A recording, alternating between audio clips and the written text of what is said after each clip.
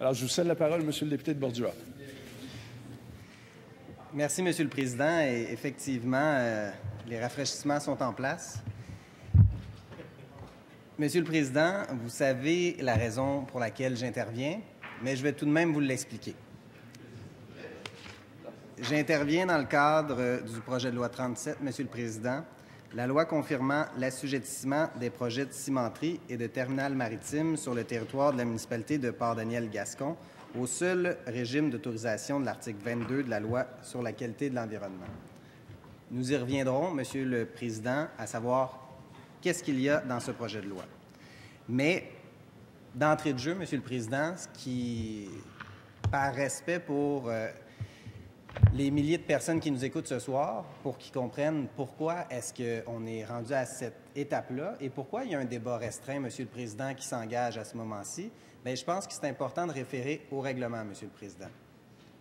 Donc, concrètement, la députée de Mirabel, Monsieur le Président, a déposé une motion de report en vertu de l'article 240 de notre règlement, donc règlement et autres règles de pratique.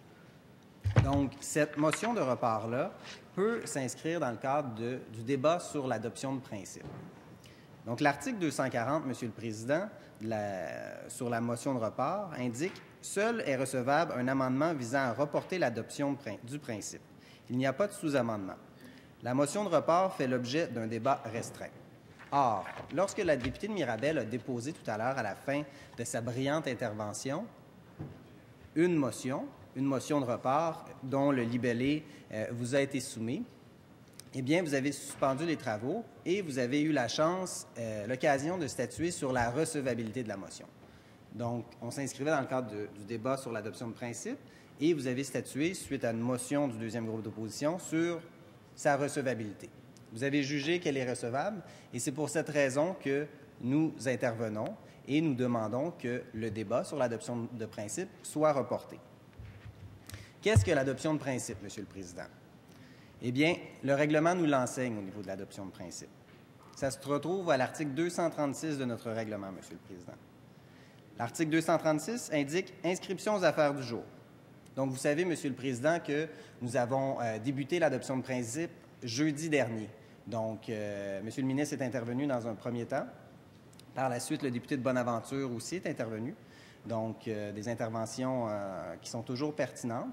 Et par la suite, Monsieur le Président, je suis intervenu sur le débat de principe, l'adoption de principe. Et il y a quelques collègues également du deuxième groupe d'opposition qui sont intervenus, notamment le député de Beauce-Sud tout à l'heure qui nous a expliqué et qui nous a mentionné les raisons pour lesquelles nous devions nous objecter à l'adoption de ce projet de loi-là, notamment parce qu'il s'agit du projet de loi, en fait d'un projet le plus polluant de l'histoire du Québec. Un projet de cimenterie, Monsieur le Président, qui vise à doter, oui, le Québec d'une autre cimenterie.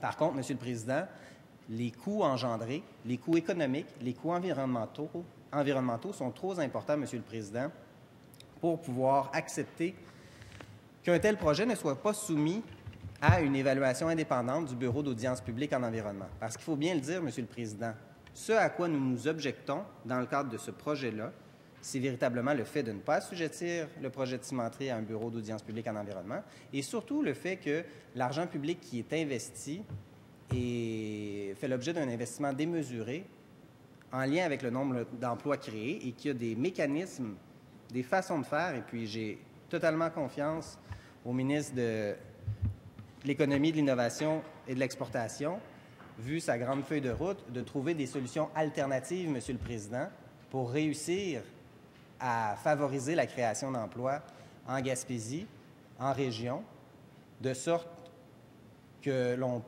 pourra diversifier l'économie de la Gaspésie, créer des emplois dans des petites et moyennes entreprises qui, elles-mêmes, créent des emplois supplémentaires. Donc, c'est fondamental, Monsieur le Président. Il faut regarder le modèle économique qu'on souhaite avoir au Québec. Et actuellement, en implantant une usine mono-industrielle, ça ne permettra pas d'obtenir toutes les retombées que nous aurions pu avoir avec un investissement de 450 millions d'argent public. Et puis, je tiens à le rappeler, Monsieur le Président, Investissement Québec investit 250 millions en prêts, en capital action 100 millions et la Caisse de dépôt 100 millions également. Donc, vous comprendrez que c'est de l'argent de tous les Québécois. Vous savez que la Caisse de dépôt, c'est elle qui administre le bas de laine des Québécois. C'est elle qui administre plusieurs, en fait, les sommes de plusieurs organismes paragouvernementaux, notamment la Régie des rentes, notamment des sommes qui se retrouvent en ses mains. Donc, Et puis, je tiens à le souligner, Monsieur le Président, aussi, le vice-président de la Caisse de dépôt et de placement, l'ancien député de Lévis, a fait démontrer une grande compétence en économie. Et je peux vous assurer que entre ses mains,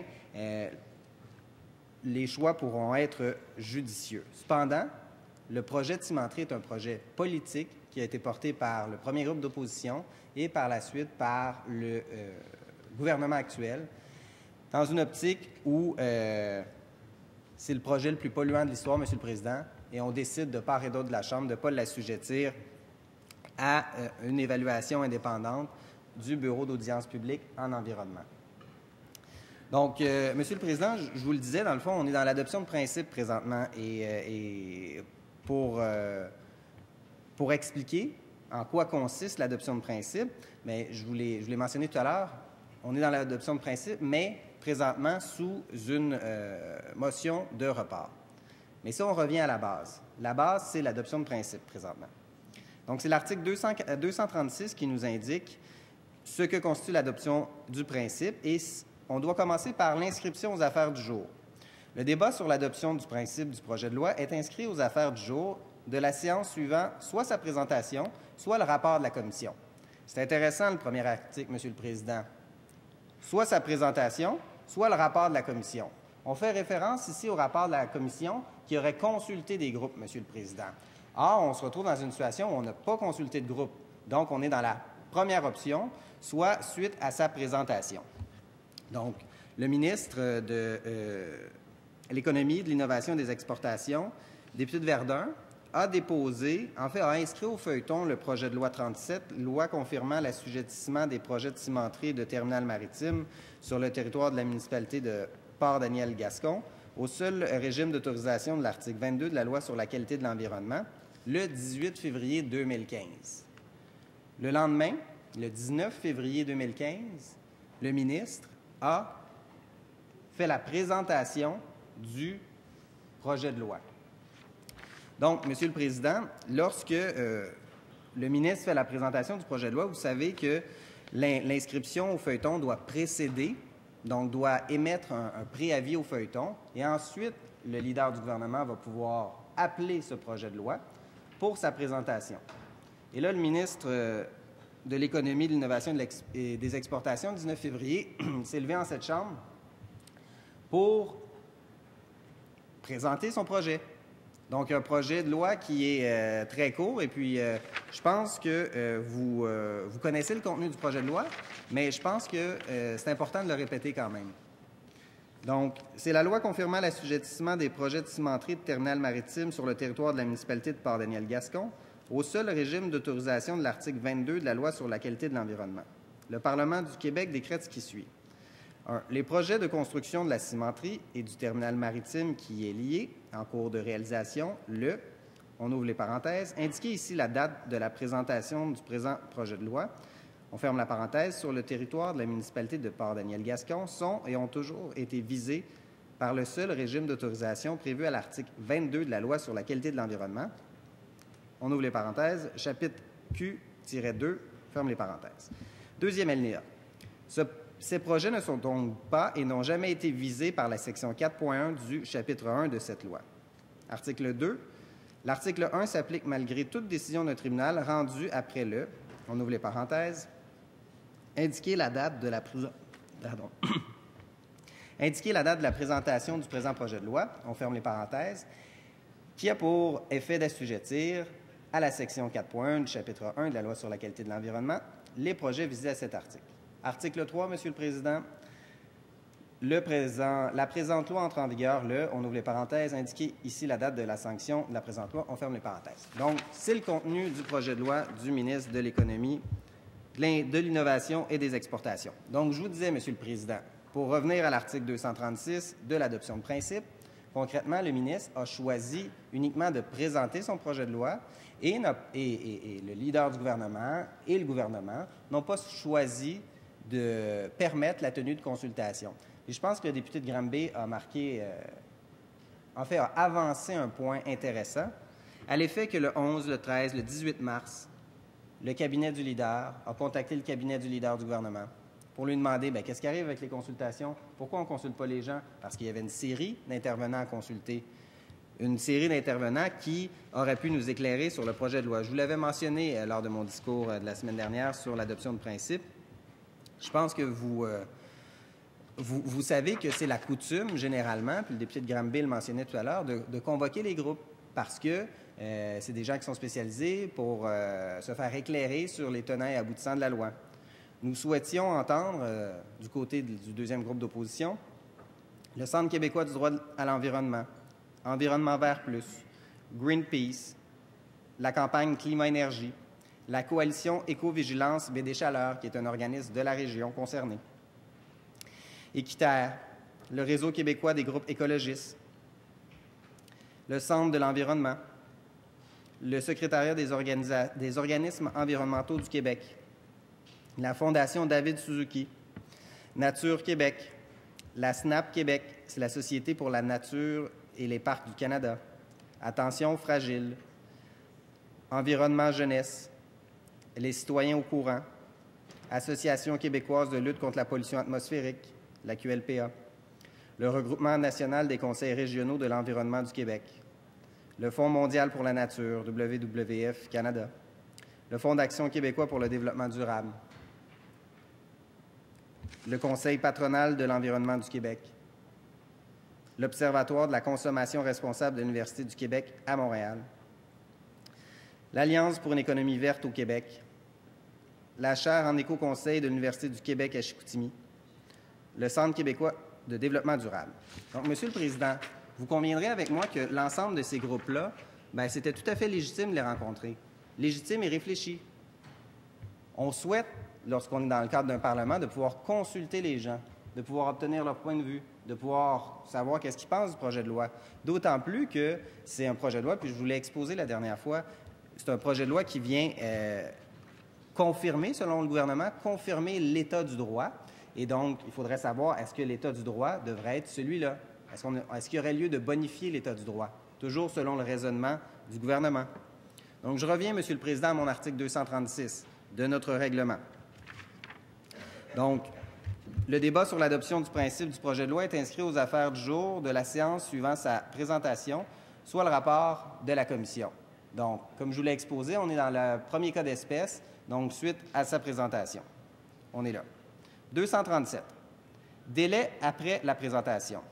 Je dois peut-être faire un petit commentaire, Monsieur le Président, un aparté sur le fait que j'aurais apprécié également pouvoir consulter les groupes auxquels nous avions demandé accès, qui puissent être entendus à l'Assemblée nationale parce que, vous savez, ça permettrait aussi de comprendre un peu le raisonnement du gouvernement parce que c'est en échangeant entre les différentes parties qu'on réussit à comprendre l'intention de part et d'autre de chacune des formations politiques. Et je crois même que le premier groupe d'opposition aurait certainement pu apporter aussi un éclairage intéressant par rapport à leur vision, par rapport à ce qui est proposé dans le projet de loi. Je comprends que le premier groupe d'opposition votera en faveur du projet de loi, bien que de nombreux députés semblent éprouver des réticences dans le premier groupe d'opposition à appuyer un tel projet de loi, considérant qu'ils ont peut-être fait des erreurs lorsqu'ils étaient au gouvernement et puis que la précipitation, parfois, n'est pas toujours le meilleur des conseils, si je puis dire, Monsieur le Président. Et encore une fois, on se retrouve dans une situation avec le gouvernement où on se dépêche. On se dépêche, pourquoi? Parce qu'on est menacé. Et puis, par les partenaires du projet, on va le voir tout à l'heure là, avec les propos du ministre tout à l'heure lors du dépôt de la motion de report, qu'il a expliqué la raison pour laquelle il s'agissait de mon projet. Mais je vais revenir, Monsieur le Président, si vous permettez, tout à l'heure, aux propos du ministre qui ont été tenus tout à l'heure en lien avec le projet de cimenterie.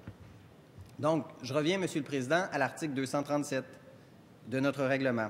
Délai après la présentation. Le débat sur le principe d'un projet de loi ne peut commencer moins d'une semaine après sa présentation. Cette disposition ne s'applique pas durant la semaine suivant le début d'une période de travaux, ni lorsque sont tenues des séances extraordinaires. Donc, dans ce cas-ci, vous savez qu'il y a eu les semaines de relâche parlementaire. Donc, il y a eu dépôt le 19 février. Et, la présentation s'est déroulée le 19 février. Au retour, en fait, le leader du gouvernement a appelé l'adoption de principe, donc au mois de mars, au retour des semaines de congé parlementaire. Donc, au niveau du délai pour la présentation pour l'adoption de principe, il n'y a pas d'anicroche, Monsieur le Président, c'est selon les règles. L'article 238. Délai occasionné par une réimpression. Si le projet de loi a été envoyé en commission après sa présentation et que le rapport recommande sa réimpression, le débat sur son principe peut commencer à la 3e séance qui suit celle du dépôt du texte réimprimé. Bon, là, Monsieur le Président, il faut dire qu'on n'a pas cette problématique-là parce qu'on n'a pas été en commission. Donc, pas de possibilité de réimpression. Je comprends que peut-être, écoutez, Monsieur le Président, que c'est par un souci environnemental que le ministre a décidé de ne pas envoyer son projet en commission parlementaire pour ne pas avoir à réimprimer suite à des amendements ou tout ça.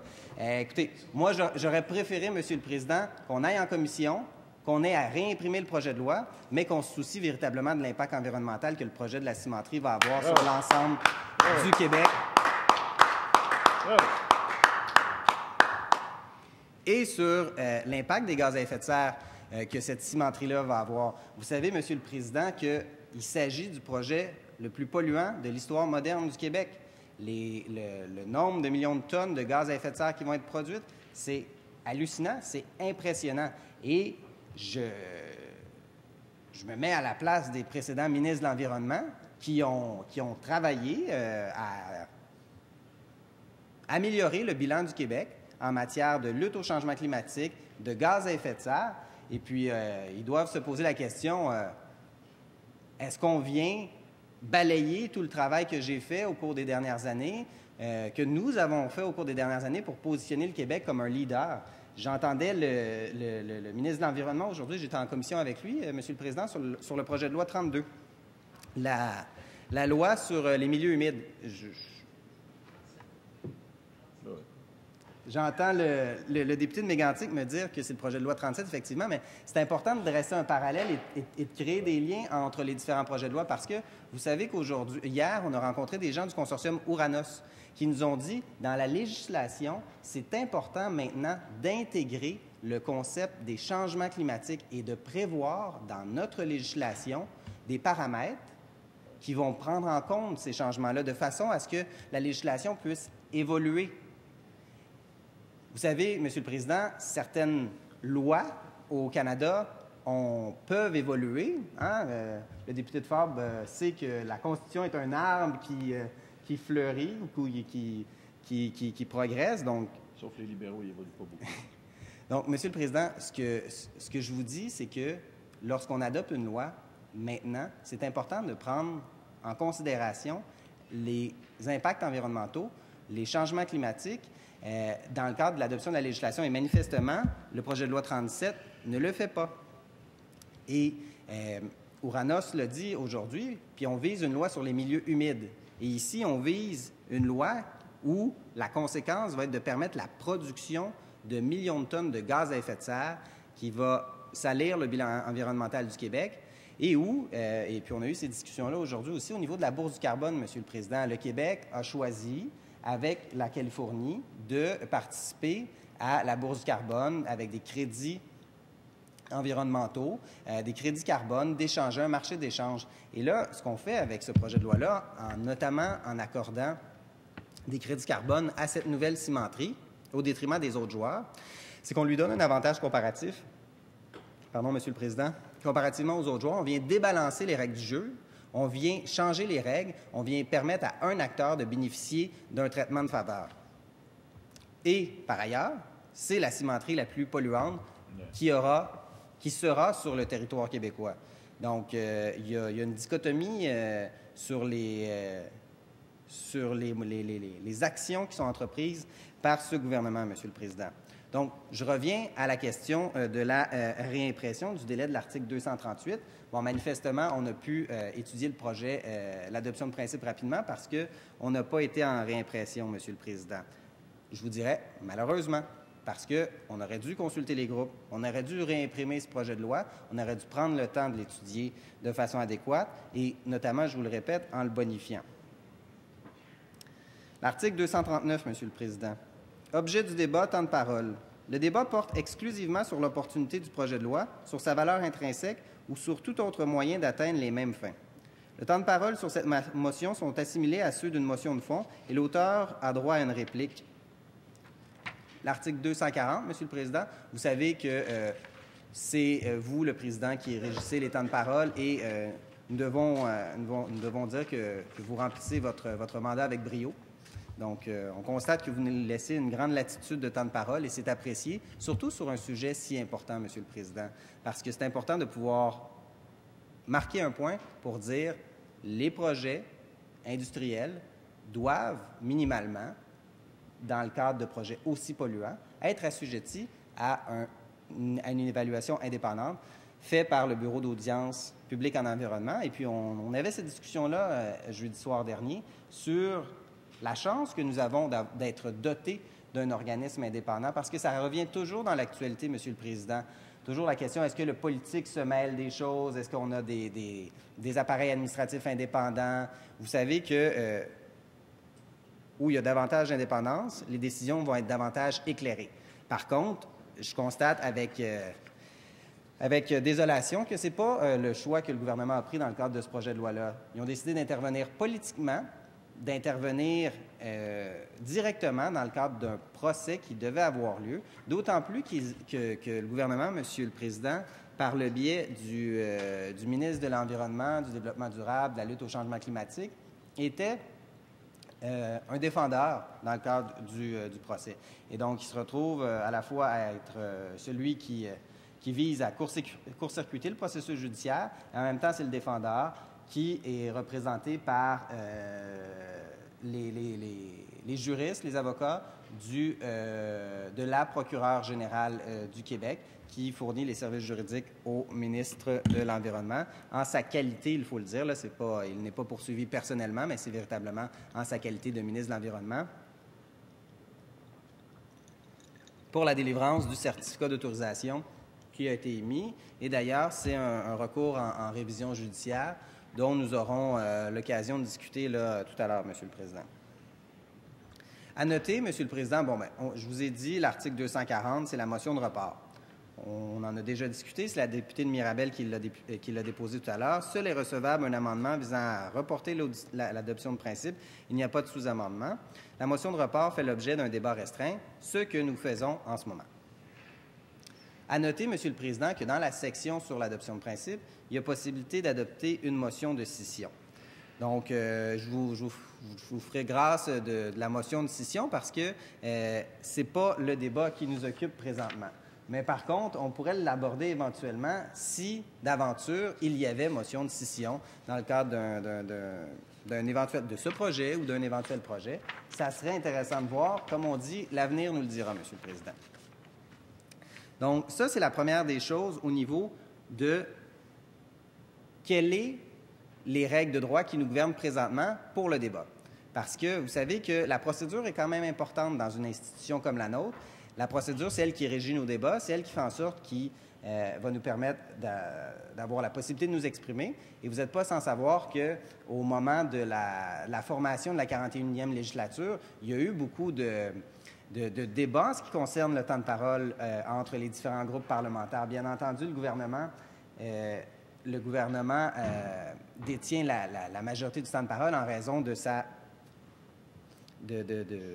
du nombre de sièges obtenus lors des élections générales du 7 avril 2014.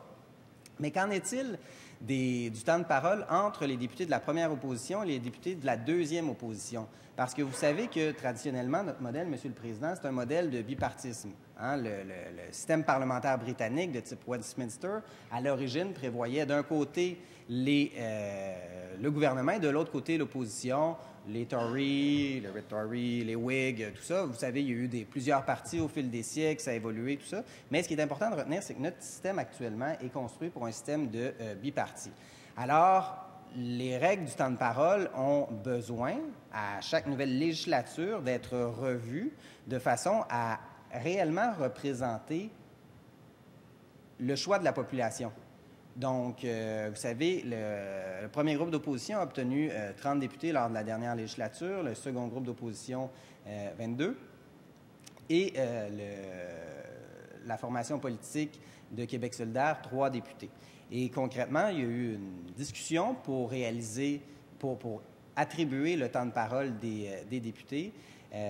Manifestement, c'est un exercice qui est fait en fonction du nombre de sièges, mais aussi en fonction du nombre de voix qui a été remporté par chacun des partis. Et c'est important que l'Assemblée représente, en termes de temps de parole, le poids que les électeurs ont donné à chacune des formations politiques. Et vous n'êtes pas sans savoir, Monsieur le Président, que c'est votre institution qui tranche. Parfois, certains groupes parlementaires peuvent être insatisfaits avec la décision rendue, mais nous sommes dans un Parlement où il y aurait lieu éventuellement de moderniser les choses. Le tout avec des groupes de travail. Et puis, vous savez que vos prédécesseurs ont beaucoup travaillé sur la question. Il y a plusieurs études qui ont été effectuées, notamment sous l'ancien président Charbonneau, qui avait réalisé des travaux importants. Oui, Monsieur le député Lefebvre.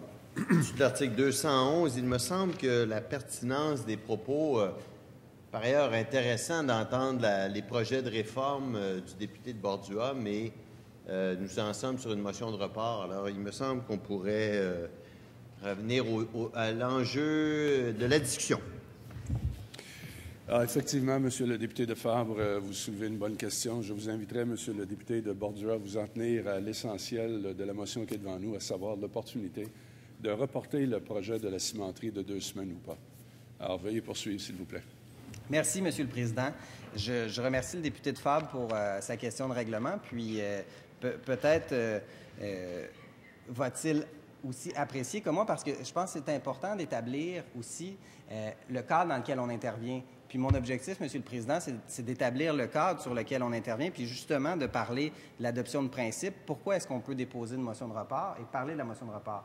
Mais, Monsieur le Président, ce que je peux vous dire, c'est que j'y viens, et puis je mets seulement la table, Monsieur le Président, pour expliquer, dans le fond, on dresse les paramètres de la procédure, et par la suite, on ira au fond, Monsieur le Président, sur cette question-là. Voilà.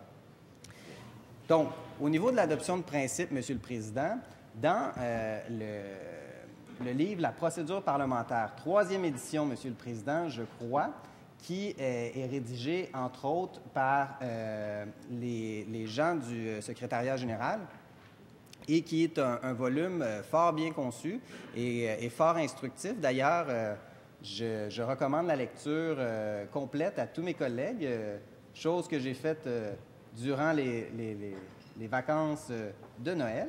Je ne doute pas que le député de Fabre aussi a lu en intégralité ce document. Mais, Monsieur le Président, le point qui est important pour revenir à la question de règlement et à ce que vous m'avez soumis sur l'importance de revenir au débat, et je croyais être sur le débat, mais je vais être encore plus précis, Monsieur le Président, en lien avec le projet de cimenterie et pourquoi à l'adoption de principe nous nous opposons. Mais pour réaliser pourquoi nous devons intervenir à cette étape-ci et demander une motion de report, mais il faut savoir que c'est le moment pour le faire. C'est le moment opportun. Et la doctrine, ce qu'elle nous dit, Monsieur le Président, c'est que l'adoption du principe est la 2e étape de l'étude d'un projet de loi. Elle doit avoir lieu durant une séance distincte de la présentation. Cette étape correspond à ce qui était la 2e lecture sous l'empire des anciens règlements, ce qui explique pourquoi elle est encore souvent désignée comme telle dans le langage parlementaire. Donc, vous savez, il y a eu une évolution, et là, on est rendu à la 2e lecture si on utilise l'ancien langage parlementaire. Le débat sur l'adoption du principe est inscrit aux affaires du jour de la séance suivant sa présentation. soit le dépôt du rapport de la commission qui a procédé à des consultations. Comme je vous le disais tout à l'heure, on n'a pas procédé à des consultations, Monsieur le Président, malheureusement.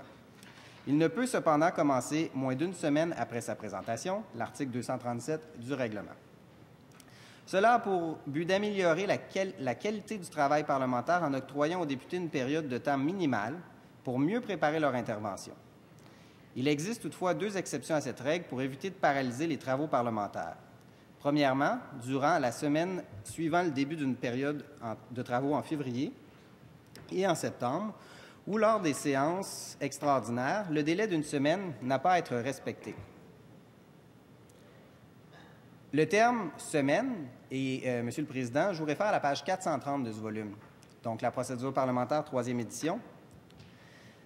Le terme « semaine » a été interprété comme signifiant une période de 7 jours, quel que soit le jour initial. Par conséquent, tous les projets de loi présentés au cours de la première semaine de la reprise des travaux en février et en septembre peuvent voir leurs principes débattus au cours de la même semaine et pendant la séance du mardi suivant, dans la mesure où est respecté le délai requis entre les étapes de l'étude d'un projet de loi, c'est l'article 230. Donc, ce qui est intéressant, Monsieur le Président, c'est que en note de bas de page, à l'article, la note de bas de page 40, en toute logique, le terme « semaine » employé au premier alinéa de l'article 237 devrait recevoir la même interprétation. Ainsi, dans l'éventualité où la présentation d'un projet de loi aurait lieu un mardi, le débat sur l'adoption de son principe ne pourrait commencer avant le mercredi de la semaine suivante, le délai d'une semaine commençant à courir le lendemain de la présentation du projet de loi. Cette interprétation concorde avec l'article 8 du Code de procédure civile qui prévoit que, dans la computation de tout délai, le jour qui marque le point de départ n'est pas compté, mais celui de l'échéance l'est. Donc, c'est intéressant, la computation, Monsieur le Président, des délais, ça veut dire la façon de calculer les délais. Donc, ça, c'était la note de bas de page 40. Deuxièmement, si le projet de loi est envoyé en commission pour consultation après sa présentation et que le rapport de celle-ci en recommande la réimpression, le débat peut recommencer seulement à la 3e séance suivant celle du dépôt du texte réimprimé. Malheureusement, comme je vous l'ai expliqué tout à l'heure, il n'y a pas eu de consultation en raison de la fermeture du leader du gouvernement. Je tiens à rappeler, Monsieur le Président, par contre, que nous serons toujours ouverts à ce que le leader du gouvernement change d'idée, change son fusil d'épaule et qu'il convoque, parce qu'on a encore le temps de convoquer des groupes, Monsieur le Président.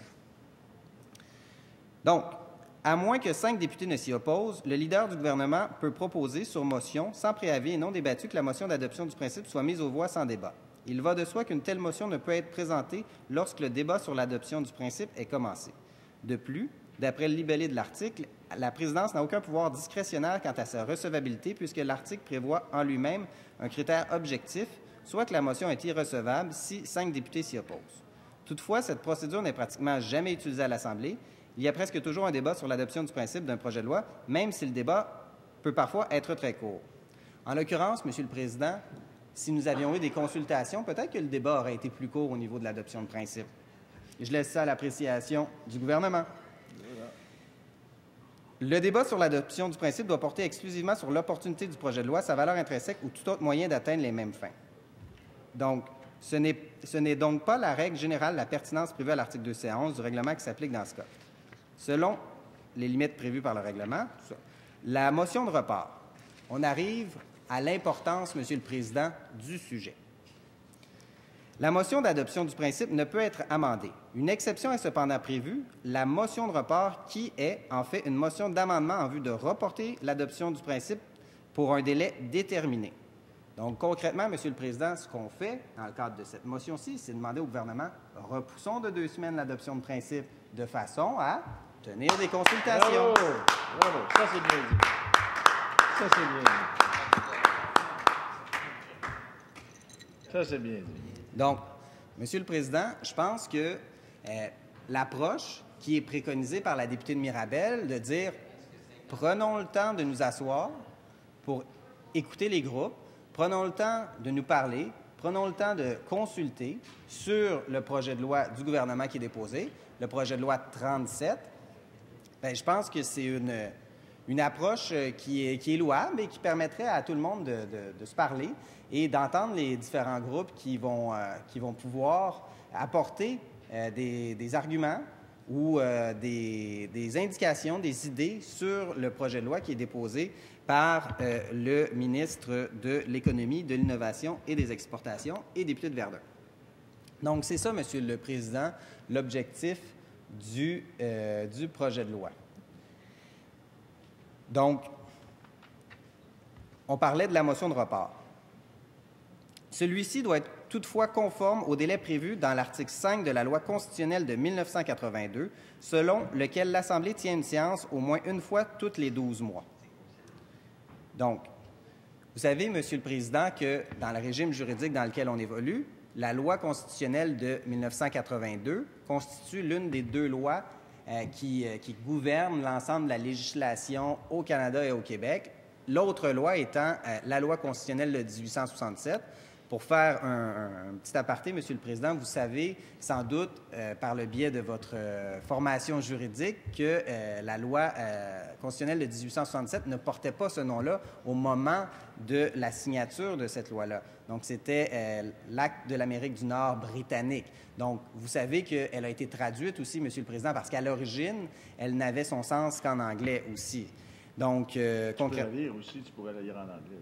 Oui, effectivement. Donc, Monsieur le Président, l'importance étant que, à l'article 5 de la Loi constitutionnelle de 1982, eh bien, l'Assemblée nationale ainsi que les autres législatures provinciales doivent tenir au moins une séance à l'intérieur de 12 mois. Autrement dit, Monsieur le Président, nous ne pourrions pas, prenons l'exemple de la date d'élection du 7 avril 2014, nous n'aurions pas pu, suite à cette élection-là, ne pas tenir de séance à l'Assemblée nationale durant une période jusqu'au 7 avril 2015, donc jusqu'au mois prochain. Donc, ça aurait été illégal en vertu de la Constitution, en vertu de la Loi constitutionnelle de 1982, dont dois-je vous rappeler que le Québec n'a pas adhéré, n'a pas apposé sa signature. Donc, je reviens, Monsieur le Président, à l'adoption de principe et à la motion de report. Donc, je vous le disais, une motion ne peut avoir pour objet de reporter l'étude d'un projet de loi au-delà d'un terme de 1 an ou de la durée d'une législature s'il reste moins de 1 an à cette dernière. Donc, une autre exception où, dans la formulation, nous n'aurions pas pu aller plus loin. Par contre, la position de la députée de Mirabel, dans le cadre de sa motion, c'est de dire, reportons seulement de 2 semaines. 2 semaines, c'est amplement suffisant pour réussir à convoquer des groupes, à leur donner le temps de rédiger des mémoires. Parce que vous savez, ça, c'est une grande difficulté à laquelle je me suis rendu, c'est celle des consultations publiques. Souvent, on convoque des auditions en commission parlementaire pour entendre des consultations particulières, pour entendre les différents groupes, mais le délai que l'on donne aux différents groupes est si court que les gens nous disent souvent en commission, « Mais écoutez, avec le temps que j'ai eu, c'est ce que j'ai fait, mais j'aurais pu avoir davantage, si j'avais eu davantage de temps, j'aurais pu apporter plus d'informations, j'aurais pu vous en dire plus, j'aurais pu mieux exprimer mon point de vue. » Donc, une motion de report, Monsieur le Président, ne peut être présentée qu'une seule fois au cours du débat sur l'adoption du principe d'un projet de loi. Ainsi dire, Monsieur le Président, c'est la seule motion de report que nous aurons la chance de débattre en cette Chambre. Je crois que ça désole un peu nos collègues de la partie ministérielle parce que c'est un débat très important de pouvoir traiter d'une motion de report et surtout, on leur tend une perche dans le fond, Monsieur le Président. On leur dit, appuyez-nous sur la motion de report, reportons le projet de loi et convoquons des groupes pour les entendre sur le projet de loi 37, projet de loi qui émane du gouvernement. Donc, il serait tout à fait normal et louable que le gouvernement contacte des groupes, contacte en fait les groupes que nous lui avons soumis. On est même prêt, Monsieur le Président, à faire preuve d'ouverture et à accepter des groupes de la partie gouvernementale qui souhaiteraient convoquer. Donc, vous voyez la grande ouverture de notre part à travailler en collaboration pour réussir à entendre les gens et à bonifier le projet de loi. Ou, plutôt, à ce que ces groupes viennent dire au gouvernement quelle est la pertinence de l'adoption de ce projet de loi.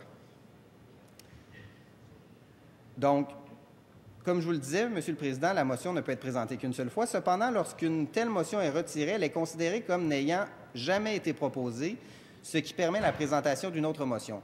Ainsi dire, si la députée de Mirabel avait retiré sa motion avant que vous ayez la chance de statuer sur la motion, eh bien, elle aurait pu la retirer et un autre membre de notre formation politique ou de la formation du groupe formant le premier groupe d'opposition aurait pu déposer une motion de report. Et même, Monsieur le Président, je vais vous dire qu'un député du groupe formant le gouvernement aurait pu lui-même déposer une motion pour procéder au report de l'audition, au report de l'adoption de principe, pardon, Monsieur le Président, et donner la chance, le loisir, soit aux leaders adjoints, soit aux leaders parlementaires, de contacter des groupes et de les convoquer et de leur dire, écoutez, auriez-vous l'amabilité de venir nous rencontrer en commission parlementaire, en audition particulière, pour nous informer, nous donner vos enseignements en lien avec le projet de loi qui a été déposé.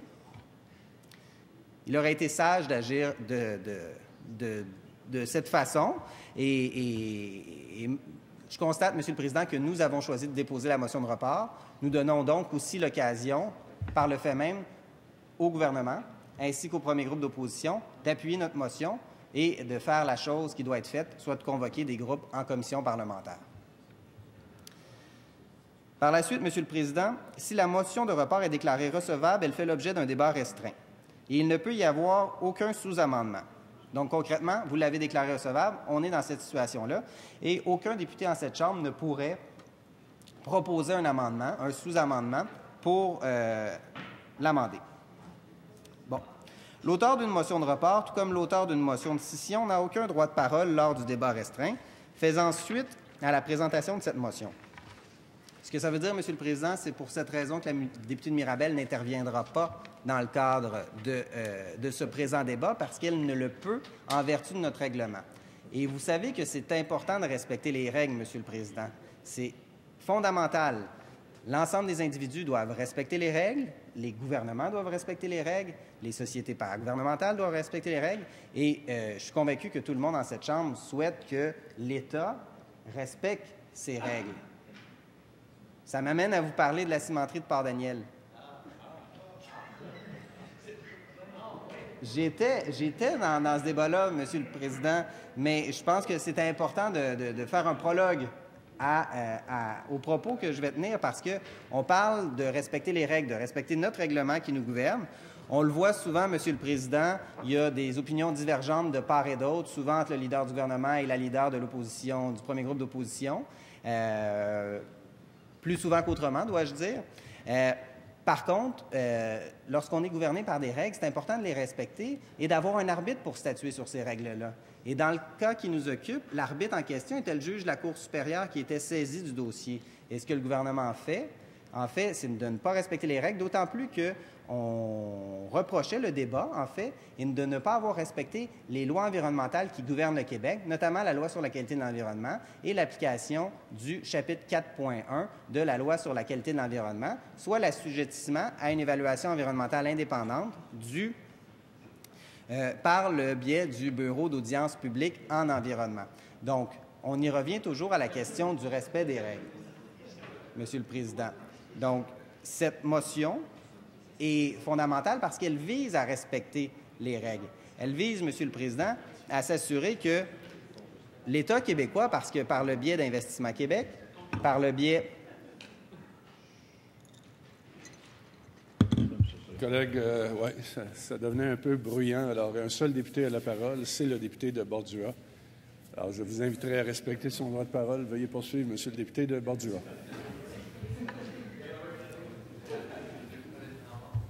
Je constate, Monsieur le Président, que mon intervention suscite les passions. Je peux comprendre. Bravo, monsieur. Ça, c'est vrai. Ça, c'est vrai. Bravo. Ça, c'est vrai. Ça, c'est vrai.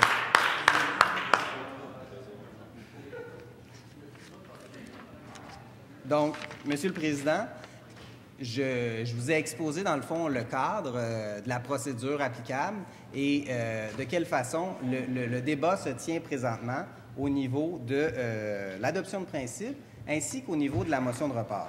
Donc, je vous le disais, Monsieur le Président, nous souhaitons le report sur une période de 2 semaines du débat sur l'adoption de principe, de façon à ce que nous puissions tous ensemble, avec mes estimés collègues à la commission, je crois que c'est de l'économie et du travail, selon ce que le leader du gouvernement décidera, d'entendre les différents groupes qui viendront apporter leur voix et leur connaissance à l'étude du projet de loi. Vous savez, Monsieur le Président, que l'article 240, en vertu duquel la motion de report est demandée, a fait l'objet de plusieurs décisions rendues.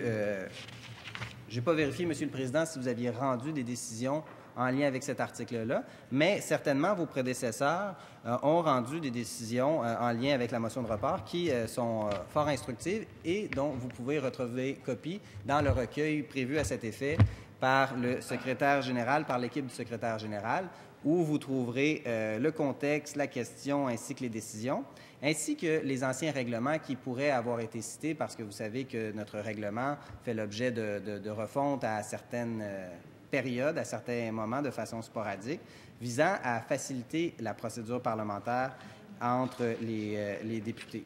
Donc, si vous voulez, Monsieur le Président, je pourrais y revenir.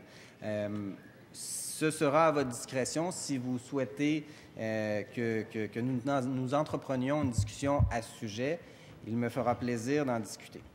Revenons, Monsieur le Président, à la question fondamentale. On a vu la question de la procédure. La question de la motion de report, Monsieur le Président. Tout à l'heure, j'écoutais au début de l'intervention, parce que vous savez qu'en vertu de nos règles coutumières, si je peux dire, c'est toujours un porte-parole du gouvernement qui débute l'intervention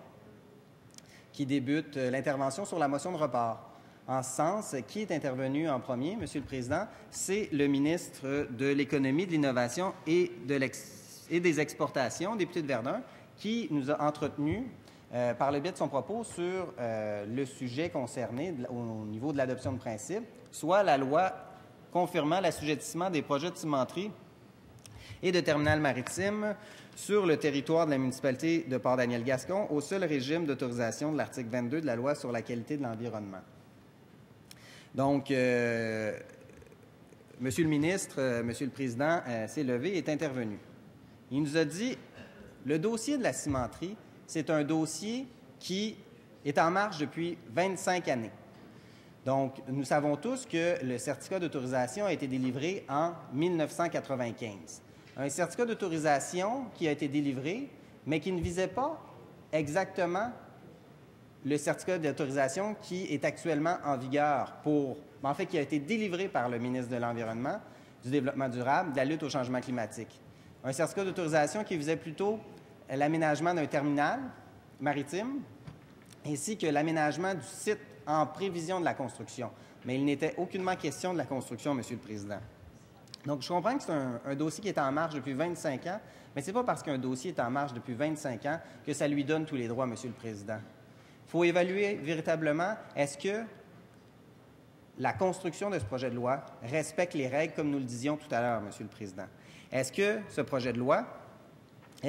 projet de cimenterie est réalisé en conformité des règles? Ce qu'on vise par la conformité des règles, et j'ai entendu le ministre nous dire à plusieurs reprises, je crois qu'il l'a dit 2 ou 3 fois dans son discours, ce n'est pas illégal de construire une cimenterie au Québec. Eh bien, je suis d'accord avec lui, Monsieur le Président. Et vous savez, au niveau de notre formation politique, on est lucide, on est capable de dire à quel moment un individu tient un propos cohérent. En ce sens-là, c'est ce que je dis, Monsieur le Président. Ce n'est pas illégal lorsque vous avez tous les certificats d'autorisation, vous pouvez construire une cimenterie. Mais encore faut-il avoir les bons certificats d'autorisation et respecter les lois environnementales en vigueur et s'assurer d'avoir tous les certificats requis. En ce sens-là, ce que nous constatons, c'est que le projet aurait dû être assujetti à une évaluation indépendante effectuée par le Bureau d'audience publique en environnement, ce qui n'est pas le cas. Mais pour la question de la légalité de construire une cimenterie, Monsieur le Président, eh bien, il n'y a pas de problème. Ce qui est important, c'est de s'assurer de respecter les règles lorsqu'on fait ce genre de projet. Où j'apporterai un bémol, Monsieur le Président, c'est d'investir 450 millions pour un emploi, pour un projet qui créera seulement 200 emplois. Mais sur l'aspect économique, Monsieur le Président, je vais y revenir tout à l'heure. Donc, ministre, tout à l'heure, Monsieur le Président, a indiqué que cette cimenterie va exporter l'essentiel de sa production et qu'on ne sera pas dans une situation de livraison de béton. Bien, force est de constater, Monsieur le Président, en implantant une cimenterie en Gaspésie, c'est sûr qu'avec des camions de livraison de béton, ça risque de créer certaines problématiques si c'était destiné au marché intérieur. Vous comprendrez, Monsieur le Président, que tout le projet de cimenterie a été réalisé dans une conception d'exportation en lien avec le terminal maritime.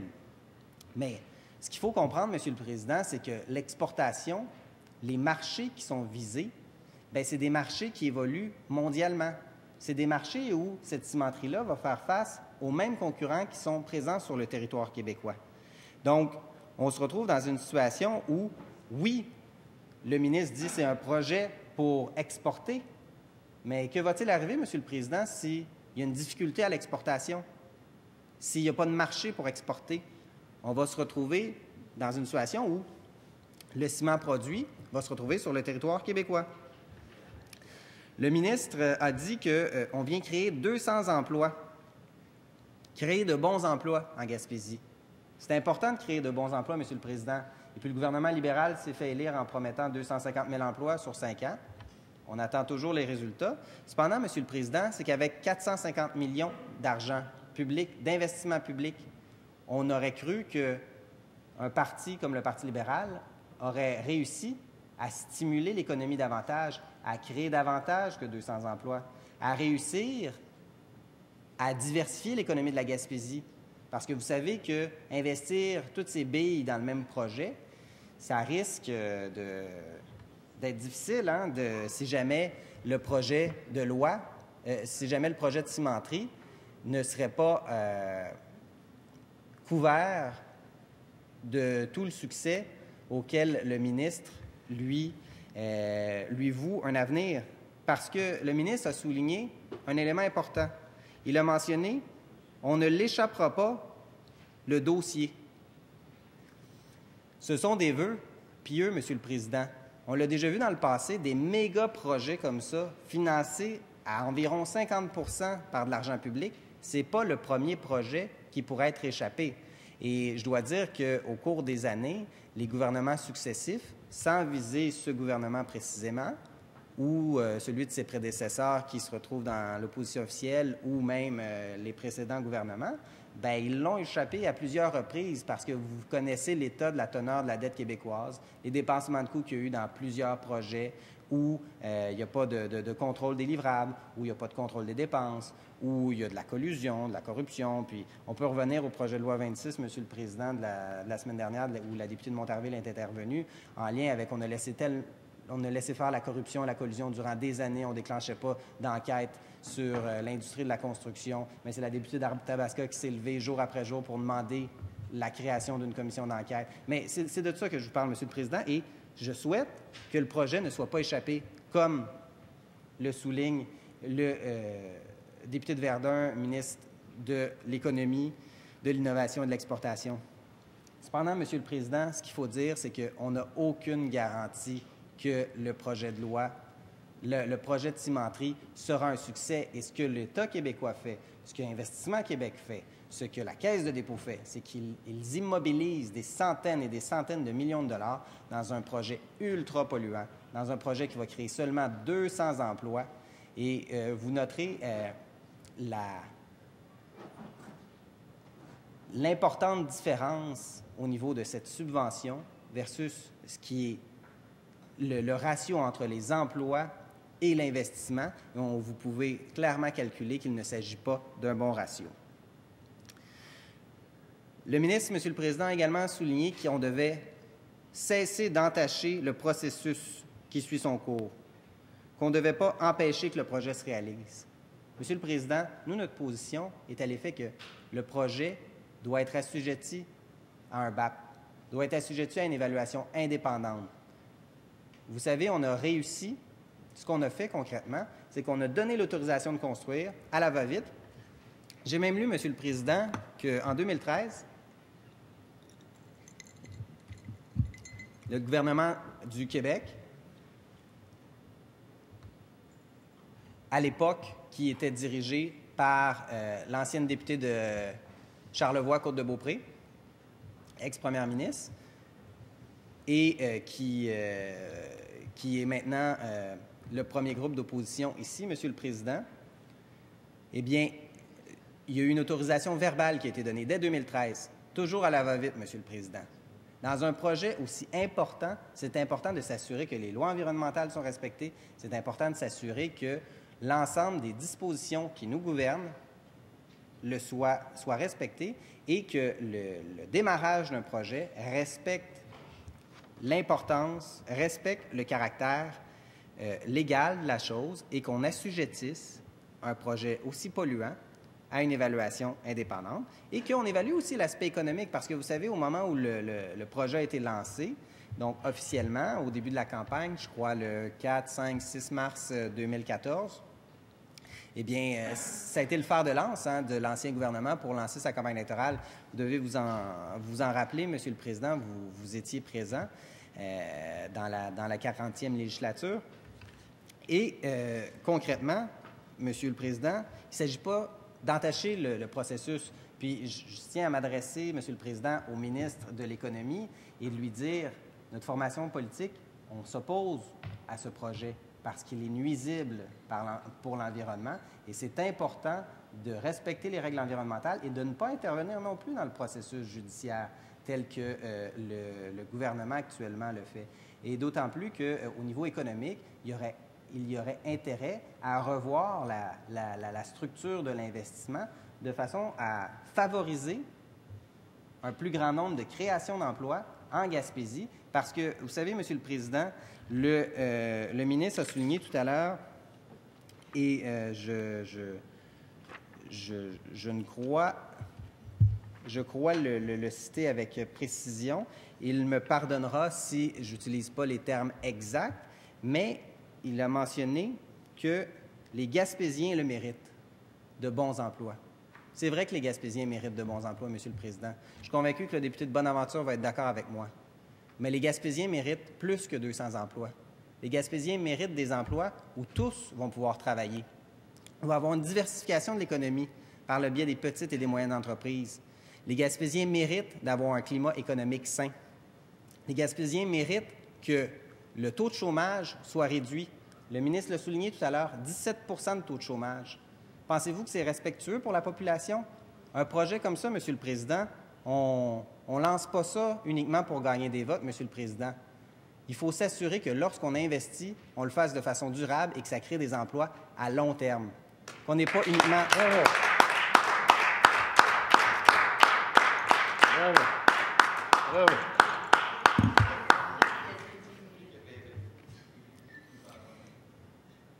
Les Gaspésiens, Monsieur le Président, ne doivent pas être tributaires d'un seul investissement immobilisé sur 450 millions d'argent public.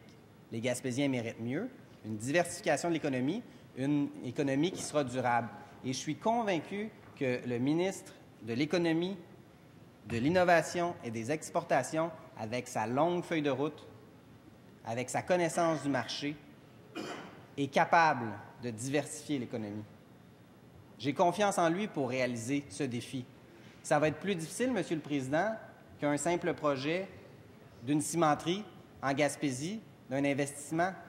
Mais par contre, je suis convaincu qu'il pourra mettre sa compétence au profit des Gaspésiens, qu'il va réussir à développer d'autres projets que celui-là au niveau de l'investissement qui crée seulement 200 emplois. Parce que vous savez, et ce sont les paroles du ministre, Monsieur le Président, la Gaspésie a vécu plusieurs déceptions au cours des années.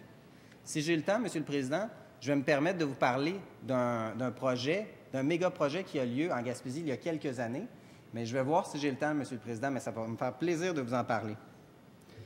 Donc, on a parlé de pêcherie, de tourisme, et que le projet allait se réaliser, qu'on ne doit pas l'empêcher.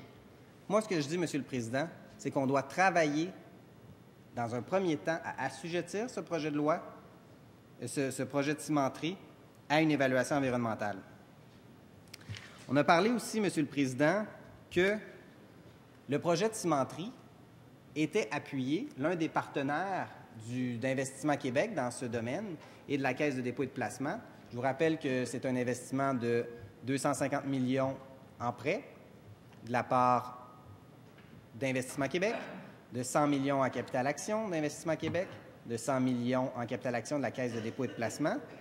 Bien, c'est un projet qui est réalisé en collaboration avec la cimenterie McInnis et dont le promoteur, et je réfère aux propos du ministre lors de son intervention, et dont le promoteur dispose de moyens financiers importants.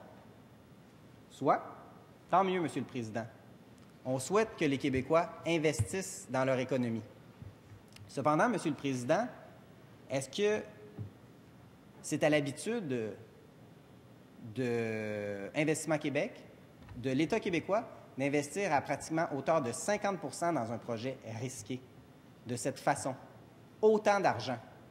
Et d'autant plus, Monsieur le Président, une des missions du gouvernement est d'aider les petites et moyennes entreprises, de mettre du capital de risque à leur disposition pour qu'ils puissent innover, qu'ils puissent développer des projets porteurs, des projets de développement économique régionaux. Ce n'est pas le cas actuellement.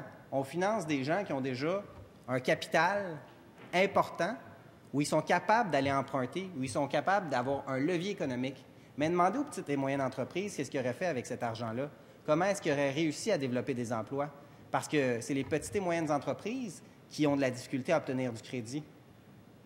Je vous référais, Monsieur le Président, et c'est un parallèle intéressant au niveau du microcrédit. Dans plusieurs sociétés, la démonstration des impacts positifs du microcrédit, où on ne prête pas beaucoup d'argent aux gens. C'est le député Lefebvre, je vous écoute. L'article 211, quant à la pertinence, c'est une motion de report. Le but de cette motion, c'est de déterminer s'il y a lieu d'adopter maintenant ou dans 2 semaines. C'est la motion qui a été déposée. C'est ça l'objet du débat. Je trouve très intéressant. J'écoute depuis plus d'1 heure maintenant le député de Bordua, mais le microcrédit et même le fond du dossier, le fond du débat sur le principe du projet de loi, en fait, l'objet de la motion, c'est de reporter. Si la CAQ veut débattre du fond de l'adoption du principe, allons-y, mais là, nous devons parler de la motion de report et donc j'aimerais que le député de Bordua s'en tienne à la pertinence du débat. Merci, Monsieur le député de Fabre. Monsieur le leader de la deuxième opposition, vous voulez intervenir également? Monsieur le Président, je trouve le député de Fabre très dur envers mon collègue depuis presque 1 heure et 2 minutes. Il lui donne présentement un cours de droit parlementaire sur motion de report. Et aujourd'hui, il se lève pour dire, pour dénoncer que mon collègue ne fait pas le boulot et qu'il n'est pas sur la pertinence de la motion de report. Je pense que vous pouvez constater, Monsieur le Président, que mon collègue, depuis 1 heure, 2 minutes, vous expose une situation bien humblement, comme moi j'ai pu le faire pendant 25 minutes, où le gouvernement aujourd'hui a décidé de ne pas prendre son temps pour être capable, de son côté, de défendre le fait que ce projet de loi 37, on ne pourra entendre des groupes qui seraient venus nous expliquer les tenants aboutissants de ce projet de loi 37 et pourquoi on doit outrepasser donc un BAP face à un projet qui va être extrêmement polluant, face aux questions qu'on avait, face aux projets économiques. Et je pense qu'il va de soi. Il reste encore près de 15 minutes à mon collègue pour vous énumérer encore une fois avec ses propos le fait que cette motion de report devrait être acceptée par le gouvernement pour qu'on puisse, d'ici les 2 prochaines semaines, encore une fois, entendre les groupes parlementaires que nous souhaitons entendre à l'Assemblée nationale.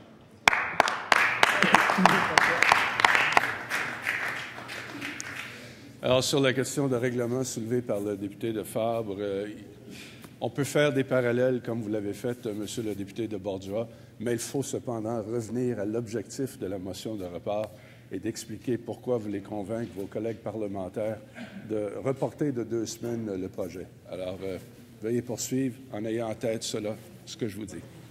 Merci, Monsieur le Président.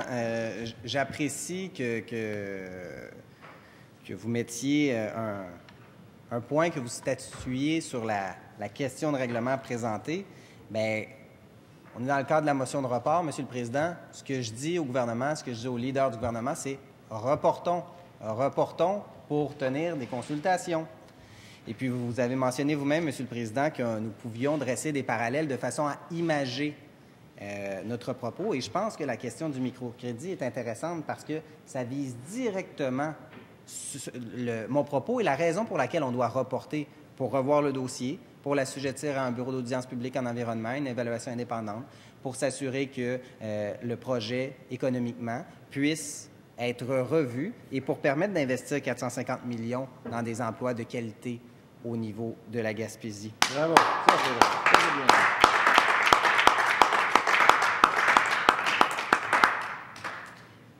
Monsieur le Président, toujours sur la motion de report, le ministre a souligné que nous devons être des Québécois solidaires. En fait, je crois que tout le monde dans cette Chambre le sont des Québécois solidaires, Monsieur le Président. Mais ce que nous voulons, c'est le développement régional, un développement économique qui soit sain pour l'ensemble de la Gaspésie. Et je constate qu'il s'agit ici d'une question où l'environnement doit être pris en compte, Monsieur le Président. Et actuellement, dans ce projet de loi-là, on constate qu'il n'y a absolument rien, et dans le projet de cimenterie, qui vise à respecter l'environnement, à prendre en compte les principes de développement durable, les principes qui font partie intégrante de la loi sur le développement durable qui a été adoptée au cours des dernières années. Monsieur le Président, tout à l'heure, le ministre de l'Économie et de l'Innovation et des Exportations a dit, et je l'ai répété tout à l'heure, les Québécois, les Gaspésiens méritent la cimenterie. Est-ce qu'on doit évaluer la question du mérite par rapport à une autre région? Je pose la question au ministre, Monsieur le Président, parce que vous savez, on n'accorde pas une cimenterie parce que quelqu'un le mérite, parce que oui, les Gaspésiens méritent des investissements chez eux. Oui, les Gaspésiens méritent une économie forte, une économie diversifiée. Mais, Monsieur le Président, je demande au ministre, est-ce que, dans le cadre de son investissement de 450 millions pour une cimenterie, Monsieur le Président, est-ce qu'il pense aux gens de Portneuf, dont son collègue est député de la partie gouvernementale? Est-ce qu'il pense aux gens du comté de Sanguinet, dont un député de la première opposition est député? Est-ce qu'il pense aux gens du comté de La Prairie, dont un député est membre de sa formation politique? Est-ce qu'il pense aux gens de Joliette, dont la députée fait partie du premier groupe d'opposition? Est-ce qu'il pense à toutes ces personnes-là qui travaillent dans le domaine des cimenteries, qui ont un emploi, mais qui travaillent dans des cimenteries qui fonctionnent à 60 %? Est-ce qu'ils pensent à ces gens-là qui, lorsqu'ils voient que le gouvernement décide d'investir dans un projet en Gaspésie, dans la même sphère d'activité, qui va créer 200 emplois en Gaspésie, mais concrètement, c'est du déplacement d'emplois, Monsieur le Président, parce que le marché du ciment ne pourra pas supporter l'avenue d'un autre joueur comme ça. Donc, je serais curieux, Monsieur le Président, de savoir, est-ce qu'au moment de prendre la décision, on pense aux gens de Portneuf, on pense aux gens de La Prairie, on pense aux gens de Sanguinet, on pense aux gens de Joliette. Vous savez, pour les gens qui nous écoutent, le comté de Sanguinet, c'est notamment les villes de Saint-Constant-d'Elsun, où il y a une cimenterie. Le comté de La Prairie, c'est les villes de La Prairie, de Candiac, de cette région. C'est important, Monsieur le Président, de prendre en compte l'ensemble des individus qui sont présents sur le territoire québécois, de façon à développer des projets économiques qui ne nuiront pas aux régions les unes contre les autres. C'est important d'avoir un développement économique régional, mais qui ne va pas mettre en concurrence les régions les unes contre les autres. Et le ministre parlait d'un Québec solidaire. Un Québec solidaire, c'est un Québec qui travaille ensemble. C'est un Québec qui ne favorise pas une région au détriment d'une autre. Donc, je me demande difficilement comment, lorsque les gens, dans les 4 comtés que je vous ai mentionnés, vont perdre leur emploi, et manifestement, ils vont aller cogner aux portes de ces bureaux, des bureaux de ses collègues de la partie gouvernementale. Comment va-t-il leur répondre? Parce que nécessairement, et il y a des études qui le démontrent que les cimenteries fonctionnent à 60 %, Monsieur le Président, sur le territoire québécois. Il n'y a pas d'études. Comment est-ce qu'on va réussir à allier tout ça? comment, Monsieur le Président, on va démontrer que la production de la nouvelle cimenterie n'affectera pas le marché québécois, que les travailleurs qui sont actuellement à l'emploi vont garder leur emploi, que les gens qui sont à l'emploi vont pouvoir continuer de travailler dans leur emploi, vont continuer de pouvoir faire vivre leur famille de leur métier. Parce que, qu'est-ce qui va arriver, Monsieur le Président? Les gens de la Prairie vont déménager en Gaspésie? Est-ce que c'est ça le plan? Les gens de Port-Neuf vont faire la même chose? Les gens de Joliette aussi vont faire la même chose? J'aimerais ça entendre aussi les collègues titulaires de des sièges de ces comtés pour savoir ce qu'ils en pensent, de l'impact que ça va avoir. Puis, Monsieur le Président, je reviens avec la question de la commission parlementaire. Ça nous aurait permis, tous ensemble, de connaître le point de vue des différents parlementaires, de tous les partis politiques, parce que dans le cas d'exemple, dans le cas d'espèce que je vous ai présenté, bien, vous avez 2 collègues de la partie gouvernementale et 2 collègues de la première opposition.